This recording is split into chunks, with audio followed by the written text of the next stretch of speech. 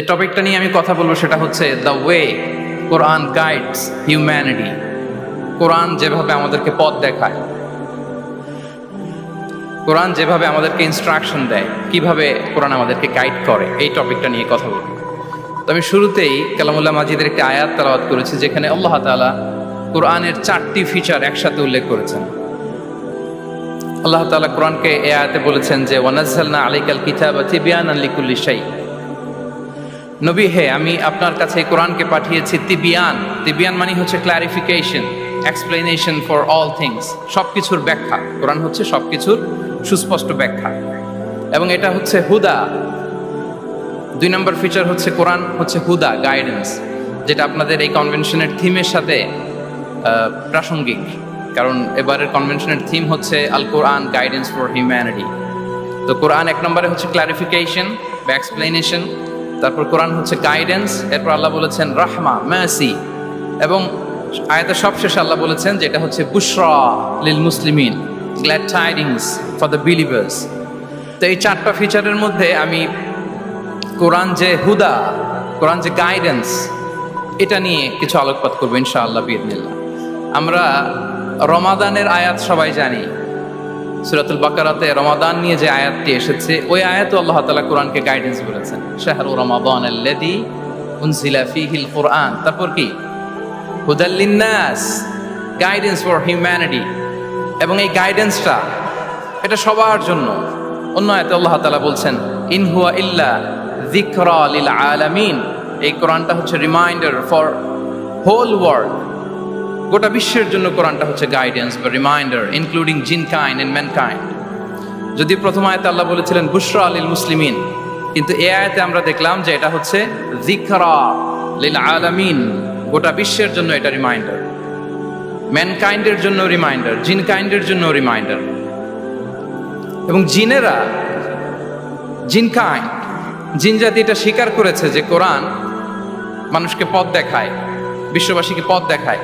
তারা যখন তায়েফে বিষ্ণু ঈসা ইসলামের কণ্ঠে সর্বপ্রথম তারা কোরআনিক রিসাইটেশন তারা শুনলো, তারা যেটা বলেছিল আল্লাহ তাআলা সরাসরি কোট করেছেন কোরআনে, সেটা তারা বলেছিল ইন্না সামি'না কুরআনান আজাবা ইয়াহদি ইলা রুশদি ফাআমান্না বি।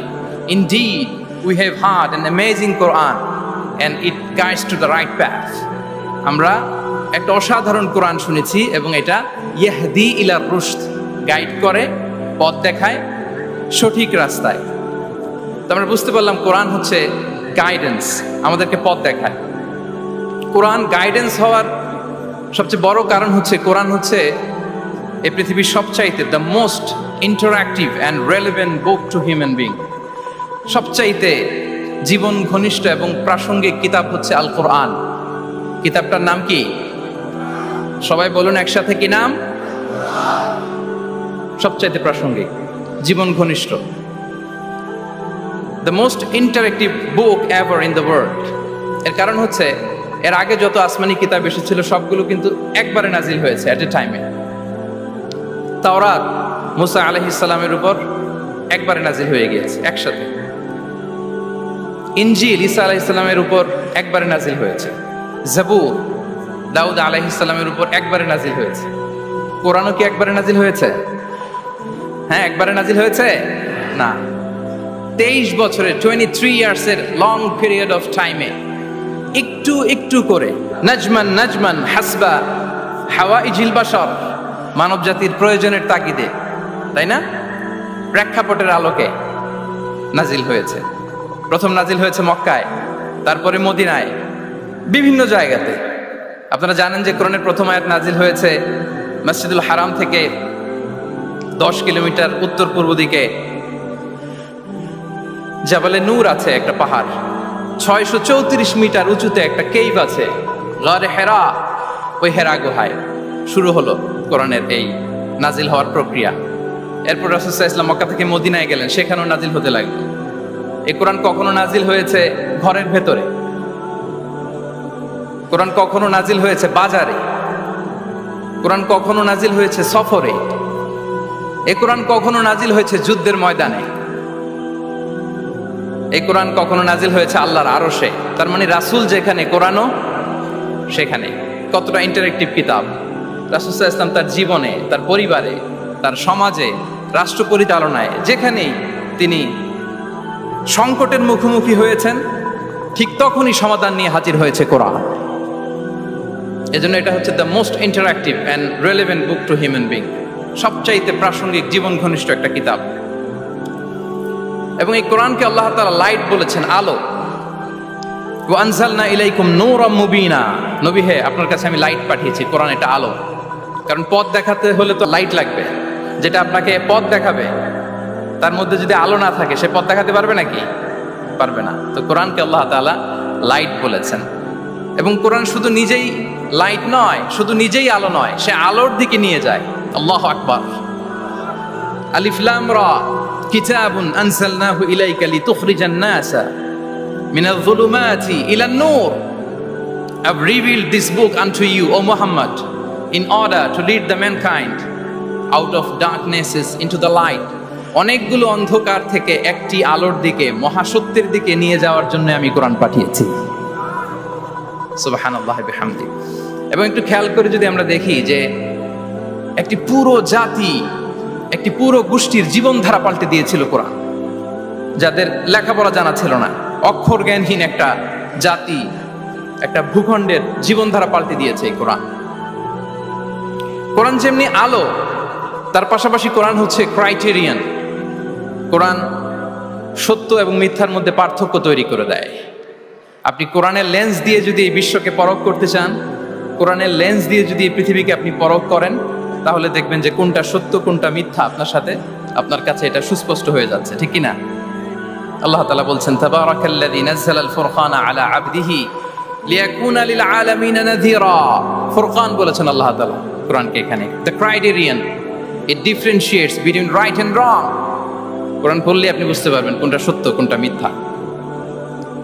এবং সবচাইতে মজার ব্যাপার হচ্ছে, কোরআন হচ্ছে একটা টাইমলেস মিরাকেল।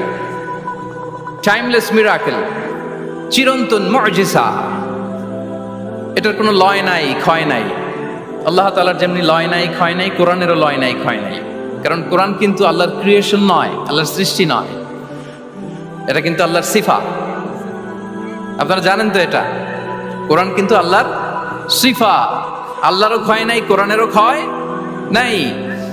এবং অন্যান্য নবীদেরকে যে কিতাব দেয়া হয়েছে সেটা তাদের হেদায়েতের জন্য,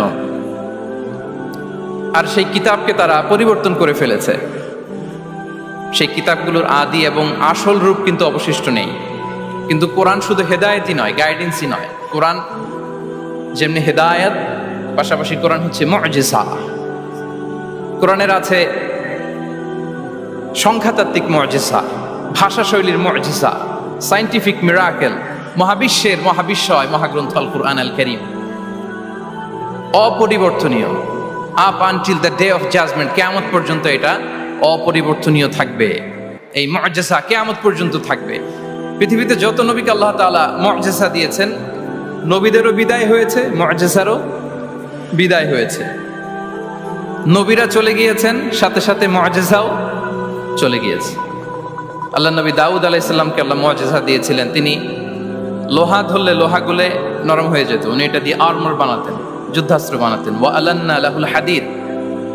কিন্তু দাউদ আলাইহিস সালামের ইন্তেকালের পরে কেউ আর এটা রিপিটেশন করে দেখাতে পারেনি, এমনটা হয়নি আর তার উম্মতের মধ্যে। আল্লাহ নবী মূসা আলাইহিস সালামকে আল্লাহ তাআলা মুজিজা দিয়েছিলেন। তিনি লাঠি জমিনে রাখলে সেটা সাপ হয়ে যেত। ফাআলকাহা ফাইদা হিয়া হাইয়াতুন তাসআ, মুভিং স্নেক হয়ে যেত। কিন্তু মূসা আলাইহিস সালামের ইন্তেকালের পরে কেউ আর ওই লাঠি দিয়ে মুভিং স্নেক বানাতে পারেনি। বনি ইসরাইলের কাছে কিন্তু ওই লাঠিটা ছিল, আপনারা জানেন? বনি ইসরাইলের কাছে একটা তাবুত ছিল, উডেন বক্স। ওটার মধ্যে বাকিয়াতুম মিম্মা তারাকা আলু মূসা ওয়া আলু হারুন, মূসা আলাইহিস সালামের ব্যবহৃত পাগড়ি, জুব্বা আর ওই লাঠি, হারুন আলাইহিস সালামের পাগড়ি, জুব্বা, এগুলো ছিল। তার মানে মূসা আলাইহিস সালামের ইন্তেকালের পরে যে লাঠি দিয়ে মূসা আলাইহিস সালাম সাপ বানাতেন, ওই লাঠি ছিল, কিন্তু সেই লাঠি দিয়ে আর কেউ কোনোদিন সাপ বানিয়ে দেখাতে পারেনি। আল্লাহ নবী ঈসা আলাইহিস সালামকে আল্লাহ তাআলা আরো মাইন্ড ব্লোয়িং মুজিজা দিয়েছিলেন। ওয়া উবরিউল আকমাহা ওয়াল আবরাসা ওয়া উহিল মাউতা বিইذনিল্লাহ। শ্বেত রোগী ধবল রোগীর গায়ে হাত বুলিয়ে দিলে রোগ ভালো হয়ে যেত।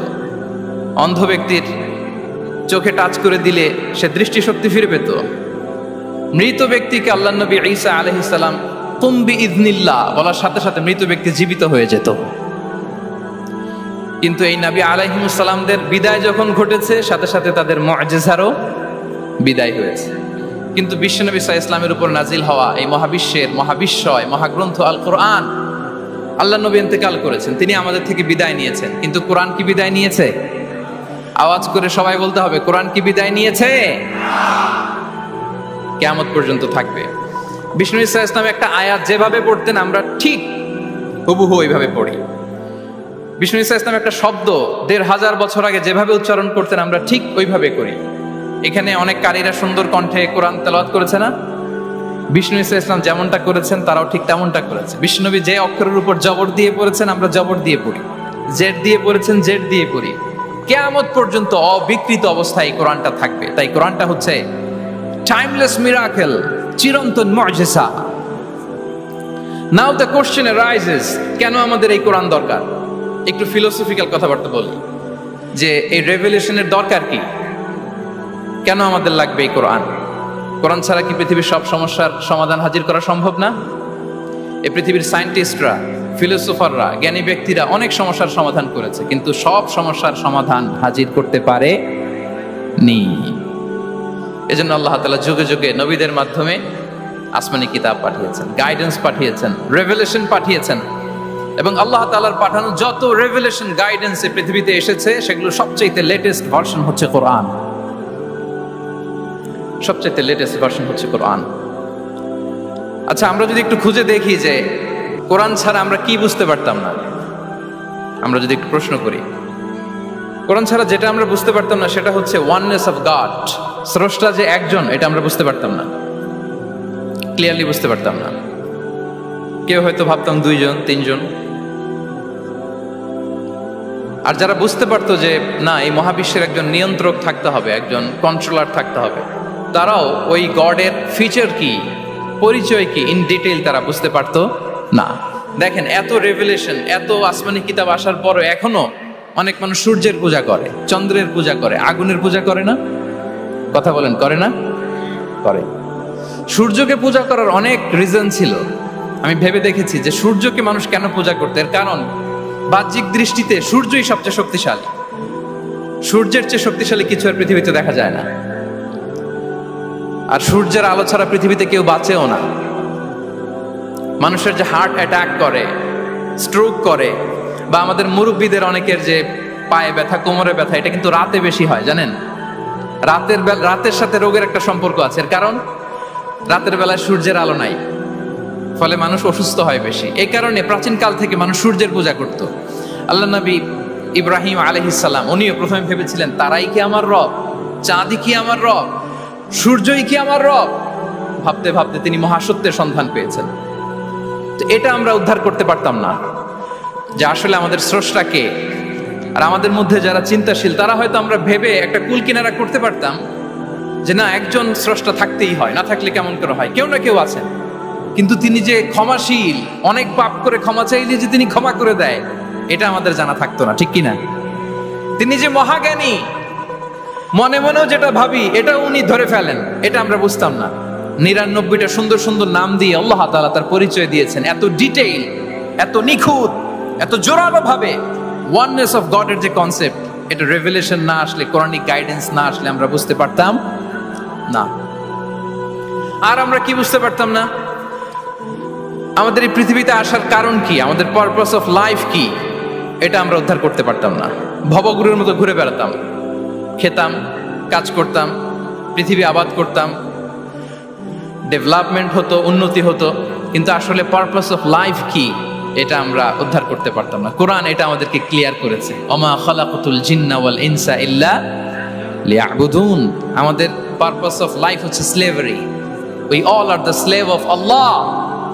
দাসত্বের জন্য আমরা তৈরি হয়েছি। আর most interestingly, life after death, এটার ব্যাপারে আমাদের ক্লিয়ার কাট কোনো ধারণা থাকতো না। এই যে আমরা এখন বাই সিকোয়েন্স জানি যে আমরা মারা যাব, এরপরে কবরের আযাব, এরপরে আল্লাহর সুপ্রিম কোর্টের কাঠ গড়ায় আমাদেরকে দাঁড়াতে হবে। এরপরে হয় জান্নাত নয় জাহান্নাম, এবং সেটা আজীবন চিরকালের জন্য। In detail life after death সম্পর্কে আমাদের নিজেরা চিন্তা গবেষণা রিসার্চ করে কি এটা জানা সম্ভব ছিল? বলেন, কথা বলেন, কথা বলেন। জানা সম্ভব ছিল না।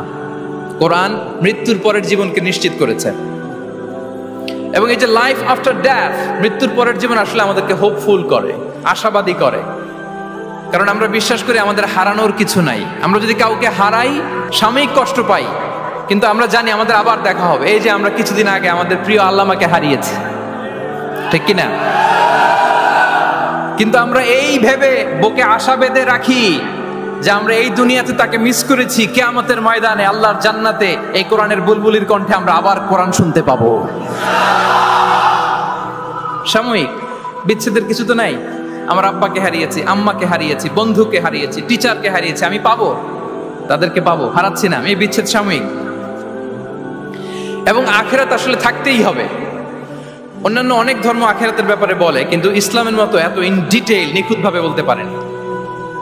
পুনর্জন্মবাদের কথা আপনারা শুনেছেন, ভালো করলে ভালো হয়ে আবার আরেক জন্মে আসবো, খারাপ করলে কুকুর হয়ে জন্মাবো, হ্যাঁ, বিড়াল হয়ে জন্মাবো, এরকম কথা অনেক ধর্ম বলে। কিন্তু ইসলাম এত সুন্দরভাবে দ্য কনসেপ্ট অফ আখিরা আমাদের সামনে হাজির করেছে। আল্লাহু আকবার।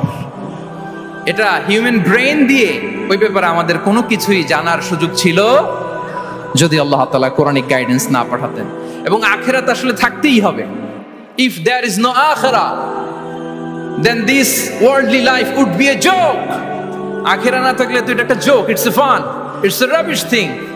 আখিরা থাকতেই হবে, কারণ অনেক কিছু পৃথিবীতে সেটেল হয়নি, সেটেল হয় না। আপনাকে মেরেছে, কাউকে হত্যা করেছে, কাউকে গুম করেছে, পৃথিবীর কেউ জানে নাই, তো এটা সেটেলমেন্ট হওয়া লাগবে না? কথা বলেন না কেন? There are plenty of issues are abandoned, unsettled. অনেক ইস্যু আছে সেটেল হয় নাই, এগুলো সেটেল হবে। কড়াই গন্ডায় হিসেব চাওয়া হবে, যত ঋণ সেদিন আদায় করা হবে। চিল্লায় বলেন ঠিক কিনা? এজন্য আখিরাত লাগবে। এবং আখিরাত যদি না থাকে, এই পৃথিবীতে আমরা কোনো বিচার কার্যক্রম পরিচালনা করলেও ওইটা ইনসাফপূর্ণ হওয়া সম্ভব না।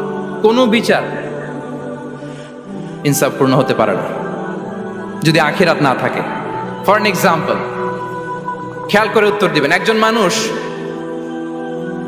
মানুষ 10 জনকে হত্যা করলো। কয়জনকে? সবাই বলুন, কয়জনকে? এখন তার বিচার করা হচ্ছে, বিচারের রায় আসলো ডেথ পেনাল্টি, মৃত্যুদণ্ড। কিন্তু তাকে কয়টা মৃত্যুর স্বাদ দেওয়া যাবে বলেন? হ্যাঁ, কয়টা? উনি মারছিল কয়টা? তো হয়েছে এটা, ও 10 জনের মারছে, 10টা প্রাণ হত্যার কষ্ট 10 জনকে দিল, কিন্তু ডেথ পেনাল্টিতে ওকে দেয়া গেল কয়টা কষ্ট? আখিরাত লাগবে না? কথা বলেন না কেন? লাগবে না? ওই দিন সব হিসাব হবে, ঠিক কিনা? প্রিয় ভাইরা, কোরআন আমাদেরকে এই গাইডেন্স দিয়েছে, আমাদের জানিয়েছে যে there is a life after death. আসল জীবন ওইটা যেটা মৃত্যুর পরে হয়। ওই জীবনের পরে আর কোনো মৃত্যু নাই, এজন্য সেটাই আসল জীবন। আমি অনেক মুসলিমের সাথে কথা বলেছি, অথবা আগে প্র্যাকটিসিং ছিল না এরকম অনেকের সাথে কথা বলেছি। তারা যখন কোরআন পড়ে তারা বলে যে এটা আবার কেমন বই, এটার স্টাইলটা একটু অন্যরকম, কোনো বইয়ের সাথে মিলে না। কেমন? তো তারা বলে যে হঠাৎ এটা আল্লাহর প্রশংসা শোনায়, এরপরে হঠাৎ করে আখিরাতের কথা বলে, আবার হিস্ট্রি বলে, আবার বলে এটা করো না, আবার ধমক দেয়। এটা আবার কেমন বই? As if it has the authoritarian পাওয়ার। এটার কেমন যেন একটা পাওয়ার আছে, এটা ধমক দিতে পারে। সুবহানাল্লাহ পড়বেন না? মাঝে মাঝে কিন্তু এই ঝাঁকুনির দরকার হয়, ধমক দিতে হয়। এই যে আপনি এবারের হজে একজন ক্রিশ্চিয়ান ক্ল্যারিক সাউথ আফ্রিকার ইব্রাহিম রিচমন্ডের নাম শুনেছেন না? উনি স্বপ্নে দেখেছে 2টা সাদা জামা পরো, আবার সাদা জামা পরো, এরপরে ধমক দেয় সাদা জামা পরো। এই ঝাঁকুনিতে সম্বিত ফিরে পেয়েছে। তো কোরআন মানুষকে এরকম ঝাঁকুনি দেয়, নাড়া দেয়। কোরআনের এই ক্ষমতা আছে, কোরআন ঘুমন্ত বিবেককে জাগিয়ে তোলে। আমরা ওমরে ফারুকের ঘটনা জানি। তিনি যখন কোরআন শুনে অবাক হলেন, বিশ্বনবী সাল্লাল্লাহু আলাইহি ওয়াসাল্লামকে ফলো করতেন যে উনি কি করে দেখি, কিভাবে কোরআন তেলাওয়াত করে এবং কি বলে। রাসূল সাল্লাল্লাহু আলাইহি ওয়াসাল্লাম তেলাওয়াত করছেন, ওমরে ফারুক পেছন থেকে শুনতেছেন। বিশ্বনবী তেলাওয়াত করছেন, আল হাক্কাতু মাল হাক্কা ওয়া মা আদরাকা মাল হাক্কা ফারুকা তেলাওয়াত করছেন, আর অসাধারণ কণ্ঠে তেলাওয়াত চলছে। ওমর ফারুক শুনতেছে, শুনতে শুনতে 41 নম্বর আয়াত পর্যন্ত যখন আসছে, বিশ্বনবী তেলাওয়াত করে ওমর ফারুক পেছন থেকে শুনে। তো ওমর ফারুক ভাবতেছেন ঘটনা কি, মোহাম্মদ তো কারোর কাছে পড়েও নাই, শিখেও নাই, এত চমৎকার কাব্য প্রতিভা তার মধ্যে আসলো কিভাবে, কিভাবে মিলাই মিলাই বলতেছে, মিলাই মিলাই বলতেছে। তখন বিশ্বনবী তেলাওয়াত করছিলেন, ওমা হুয়া বিকাউলি শাইরিন খলিলাম মা তুমিনুন। এই আয়াতের অর্থ হচ্ছে এটা কোনো কবির কথা নয়, খুব অল্প সংখ্যক লোকই তোমরা ঈমান আনো। অবাক হলেন, ঘটনা কি, আমি যে এটা ভাবতেছি মোহাম্মদ বুঝলো কেমনে? বিষ্ণুবী তো তেলাওয়াত করতেছেন প্রাণবন্ত কণ্ঠে। তো মোহাম্মদ কি গণক হয়ে গেল নাকি? মানুষের ভেতরে কি চলে সে গণনা করে বলে দেয়, তা না হলে বুঝলো কি করে? সুবহানাল্লাহ। কোইন্সিডেন্টলি এর পরের আয়াতটাই ছিল ওয়ালা বিকাউলি কাহিনিন খলিলাম মা তাযাক্কারুন। না, এটা কোনো গণকের গণনা নয়, খুব অল্প সংখ্যক লোকই তোমরা উপদেশ গ্রহণ করো। সে তো অবাক, এটা কবিতাও না, এটা গণনাও না, এটা কি? পরের আয়াত ছিল তানজিলুম মির রাব্বিল আলামিন, এটা জগৎ সমূহের রব আল্লাহ তাআলার পক্ষ থেকে নাজিল হয়েছে। সুবহানাল্লাহ। আর একটা ঝাঁকুনি খেলেন।